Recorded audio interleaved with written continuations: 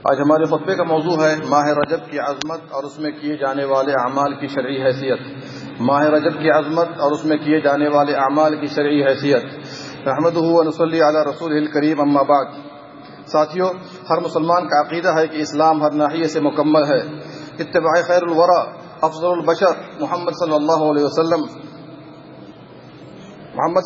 وسلم کی اطاعت ہر حال میں ضروری ہے۔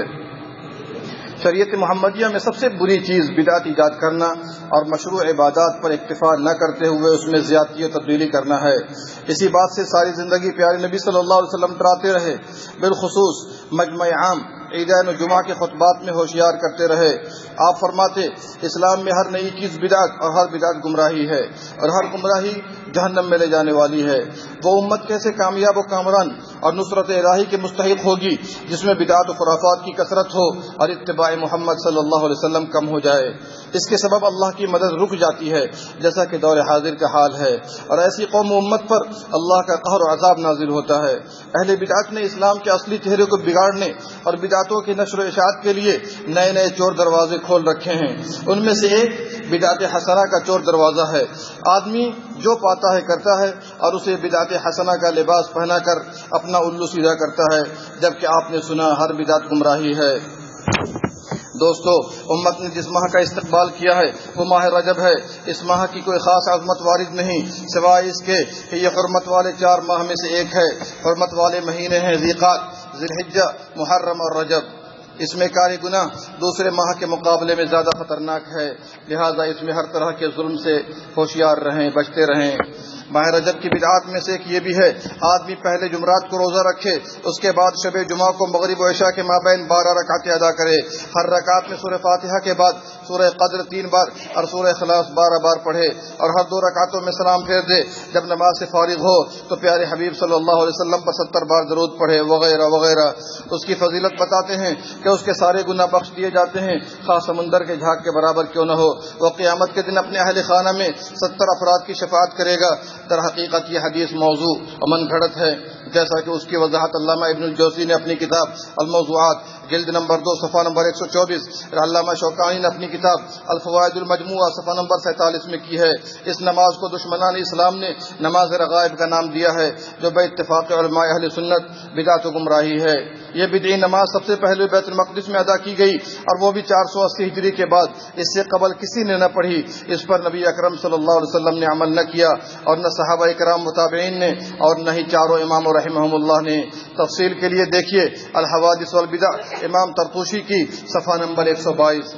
ماہ رجب کی بدعات میں سے یہ بھی ہے کہ اس ماہ میں خاص روزے رکھے جائیں۔ بعض لوگ 6 روزے رکھتے اور اس کا ثواب بتاتے ہیں کہ اسے 60 سال کے روزے کا ثواب ملے گا۔ بعض بتاتے ہیں کہ جو اس ماہ میں 1 روزہ رکھ لے اسے اللہ کی رضا حاصل ہوگی۔ دیکھیے الفوائد المجموعہ شوکانی کی صفحہ نمبر 439 وغیرہ۔ دیکھیے الموضوعات ابن الجوزی کی جلد نمبر 2 صفحہ نمبر 206۔ یہ واضح رہے کہ ہر ماہ 3 روزے کی ترغیب وارد ہے، لیکن اس ماہ رجب کی کوئی خصوصیت نہیں۔ خصوصیت کے ساتھ اس ماہ میں روزہ رکھنا بدعت ہے۔ ایسی ساری احادیث موضوع ہیں، سارے محدثین نے ان احادیث کو رد کر دیا ہے، لہذا خصوصیت کے ساتھ اس ماہ میں روزے رکھنا ثابت نہیں۔ ہاں، جو شخص ہر ماہ 3 روزے رکھتا ہے وہ رکھے، جو ہر جمعرات و پیر کو رکھتا ہے رکھے، لیکن اس ماہ میں خاص روزے رکھنا سنت رسول صلی اللہ علیہ وسلم سے ثابت نہیں۔ رجب کی بدعات میں سے ایک یہ بھی ہے کہ آدمی اس ماہ میں عتیرہ ادا کرے، جسے لوگ رجبیہ کہا کرتے ہیں۔ عتیرہ کیا ہے؟ عتیرہ یہ ہے کہ آدمی بغیر نذر کے اس ماہ میں بکری ذبح کرے۔ یہ طریقہ زمانہ جاہلیت میں رائج تھا، ابتدائی اسلام میں اسے برقرار رکھا گیا، پھر بعد میں منسوخ ہو گیا، جیسا کہ نبی صلی اللہ علیہ وسلم نے فرمایا، لا عتیرہ، عتیرے کی کوئی حقیقت نہیں، رواہ البخاری و مسلم۔ اس حدیث پاک میں عتیرے کو باطل قرار دیا گیا ہے۔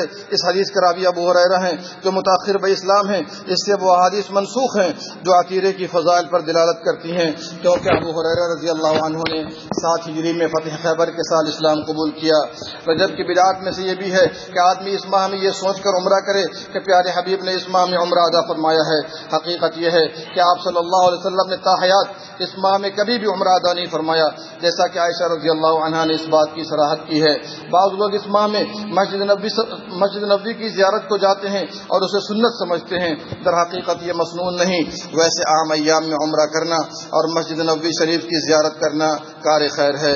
رجب کی بدعت میں سے ایک یہ بھی ہے کہ بعض لوگ رجب کی 27ویں رات کو جاگتے اور عبادتیں کرتے ہیں، اس میں اذکار و دعا اور نماز میں مصروف رہتے ہیں اور دعویٰ کرتے ہیں کہ اس رات رسول اللہ صلی اللہ علیہ وسلم کو معراج ہوئی تھی، جبکہ معراج کی تاریخ تو دور کی بات، معراج کے مہینے میں بھی اختلاف ہے۔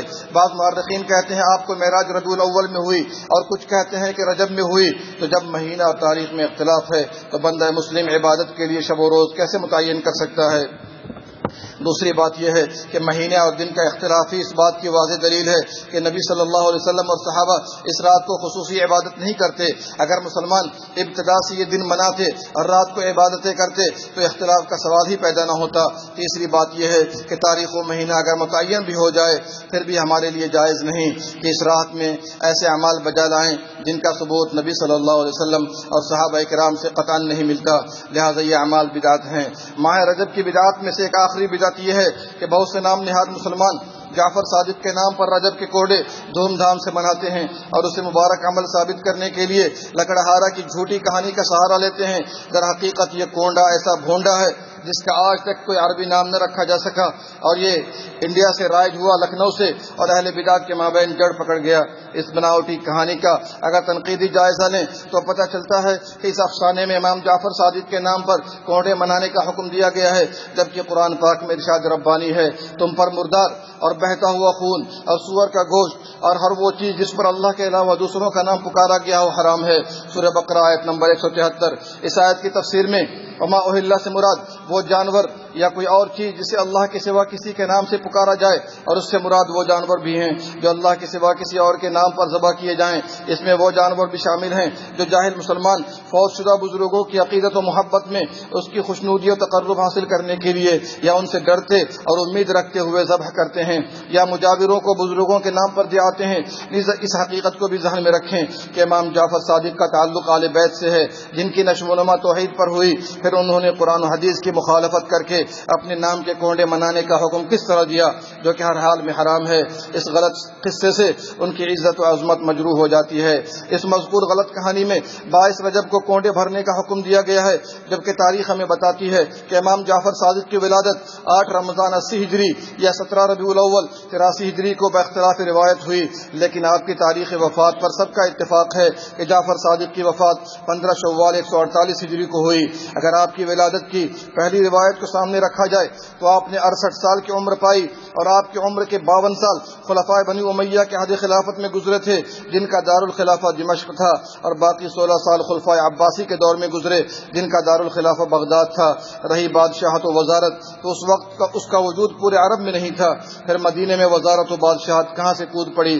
پھر سوچنے کی بات یہ ہے کہ جب رجب کی 22 تاریخ کو امام جعفر کی نہ پیدائش ہے اور نہ ہی وفات، تو پھر اس کونڈے سے امام جعفر صادق کا کیا تعلق ہے؟ اصل بات کیا ہے؟ اصل بات یہ ہے کہ شرکیہ رسم شیعوں کے گھر سے سنیوں کے گھر آئی ہے۔ جس طرح یہ لوگ عمر بن خطاب رضی اللہ عنہ کی شہادت پر ہر سال جشن مناتے ہیں اور اپنے جد امجد ابو لؤلؤہ مجوسی کو بابا شجاع الدین کا نام دے کر اس کے ساتھ دلی محبت کا اظہار کرتے ہیں، اسی طرح یہ لوگ کاتب وحی معاویہ رضی اللہ عنہ کی وفات پر بھی 22 رجب کو خوشی مناتے ہیں، کیونکہ 22 رجب کو ہی معاویہ رضی اللہ عنہ فوت ہوئے تھے۔ شروع میں یہ دشمن صحابہ کونڈوں کا نام لے کر خوشی مناتے ہیں، پھر لکڑہارے کا جھوٹا قصہ بنا کر اس گمراہ کن رسم میں سنیت کو بھی شامل کرتے ہیں۔ یہ رسم در حقیقت صحابہ دشمنی اور شرک کا دروازہ ہے۔ اللہ ہمیں محفوظ رکھے۔ اللہ سے دعا گو ہوں کہ وہ ہم سب کو نیک بنائے، صراط مستقیم پر چلائے، تمام بدعات و خرافات سے بچائے، آمین یا رب العالمین۔ اللہم صلی علی نبینا محمد وعلی آلہ وصحبہ اجمعین۔